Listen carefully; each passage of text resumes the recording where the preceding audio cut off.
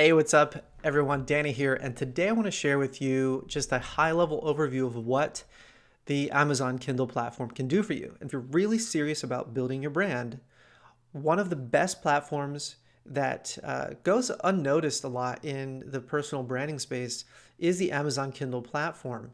And I say that because there are so many courses out there that teach people how to, create a book and outsource it overseas and slap a cover on it and then, start selling that. And they focus on that as a money generator. But here's the truth. You have to move lots and lots of volume, lots of product, lots of book sales, individual sales in order to even like see some of those numbers.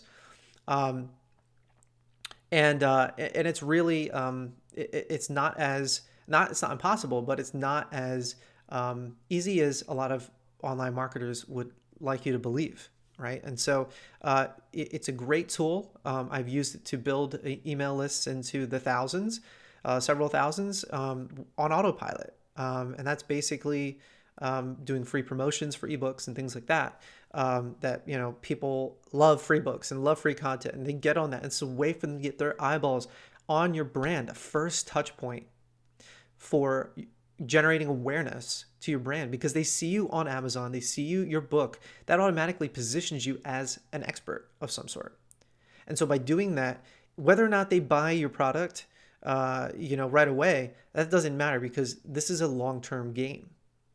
And you're going to have, a profile on Amazon. You're going to have a presence on Amazon. And what that's going to do is it's going to really, go a long way when you can basically, Sean Cannell from Think Media, he talks about, views while you snooze. Well, you're going to get, reads while you snooze. You're going to get downloads of books while you're, if you're working 9 to 5 still, while you're at work, while you're going out for dinner with your family or spending time at the movies or whatever. Like this is going to be a storefront for you that you're going to have people that are going to download your books, become aware of your brand, and eventually either be on your email list or purchase your products and services. Okay, so without further delay, let's look at the nonfiction column here, and you can see in the nonfiction column here. If you go into Amazon or Google and just Google Amazon Kindle store, and you can get to this link here where it's Amazon bestsellers, and you can see here I'm in the nonfiction category, and there's all these different categories here that you can drill into to get some ideas. If you already have an idea for your brand,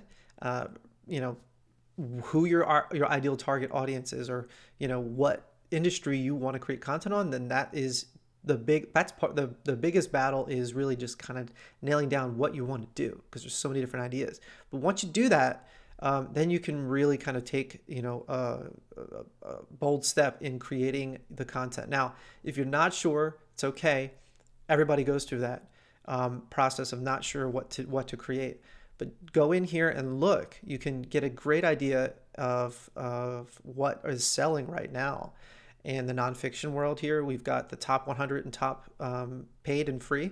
You can scroll down and get some ideas and look, at some of the things that are here. A really cool tool that I like to use, and I'll show you here. It's called Kindle Katie Spy. And right now, this is just a Google plugin, and it allows you to look at, all the cool I say cool because it's cool to me. All the cool titles, that you can get at your fingertips without having to manually look at the store. This allows you to kind of get an idea from a word cloud perspective. Now you can see what are the most popular terms, keywords that are showing up here: power, way, change, health, women, story, protein, your life. So it just gives you some ideas for some keywords that are popular. But more importantly than all the gadgets and tools is, you have to ask yourself, are you interested in the potential category that you're going to go into, the potential niche that you're going to choose? Because if the answer is no, then you're going to be doing yourself and your audience a disservice by trying to hop on the latest trend, right?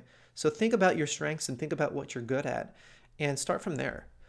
So, if you are great in the arts and photography world, go ahead and create something there. If you, are great in technology or software coding, like start there. If you're great, if your passion is fitness and dieting, or preparing good meals, like start there. Start there, but you got to like put a stake in the ground, right? So make a short list. I'd say probably about, 5 to 10 of potential ideas that you want, and then we can drill down from there. See you in the next video.